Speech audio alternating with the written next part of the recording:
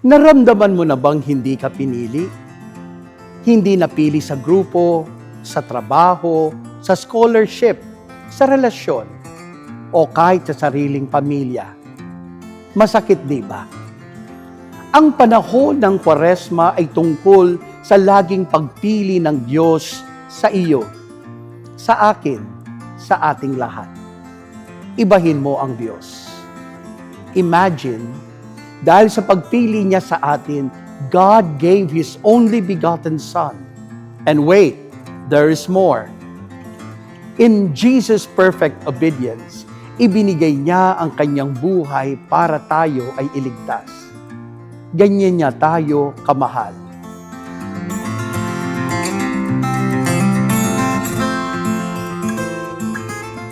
Ito ang mensahe ni Jesus sa Samaritan woman na tinutukoy sa ating ebanghelyo. Alam ninyo ba na bago at noong panahon ni Jesus, mababa ang tingin sa mga babae? They are considered as second-class citizen. Gamit, walang boses, walang halaga sa lipunan. Malupit ang mundo sa kababaihan noon. Minsan nga napapaisip ako, kung may Gabriela na noon, baka araw-araw may rally. Life was unfair. Buti na lang, malayo na ang narating ng panahon natin ngayon. Sa Ebanghelyo, kapansin-pansin ang pagkamangha ng babae nang kausapin siya ni Jesus. Kaya nasabi niya, "How can you, a Jew, ask me for a drink?"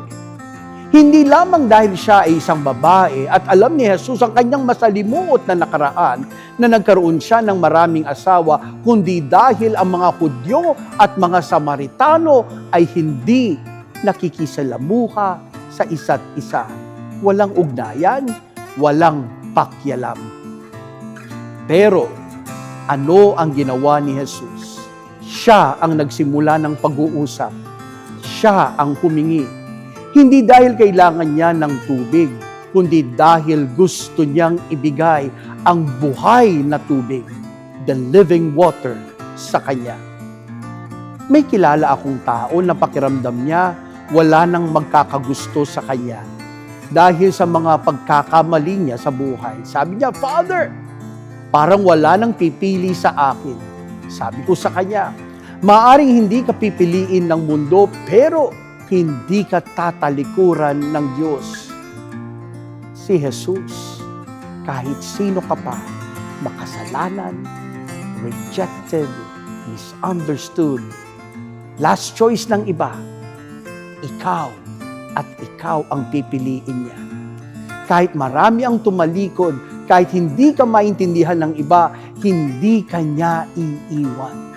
This is the story of Lent.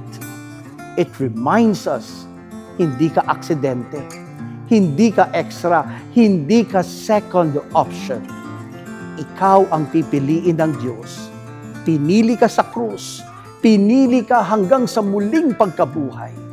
Kaya kung pagod ka na, kung pakiramdam mo wala kang halaga, pakinggan mo si Jesus. Pakinggan mo si Jesus. Ikaw, oo, ikaw, pinipili kita. Lumapit ka sa Kanya. Uminom ka sa Kanyang biyaya at matutuklasan mo, hindi ka kailanman nag-iisa. Amen. Ako muli si Father Ramil D. Tapang, SSP ng Hello, Halo